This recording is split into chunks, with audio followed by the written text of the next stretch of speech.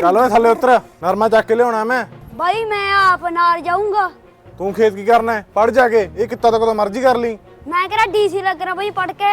ਤੂੰ ਉਤਰਨਾ ਹੱਲੇ ਕੇ ਲਾਵਾਂ ਚੱਪਲ। जाना भाई मारी ना। ਜਵਾਬ ਜੇ ਕਾਹਨੂੰ ਪਿਆਰ ਨਾਲ ਸਮਝਦੇ ਐ। हाय हाय फोन तो भाई इत्थे भुल गया, मैं तो गेम खेड के नजारे नू।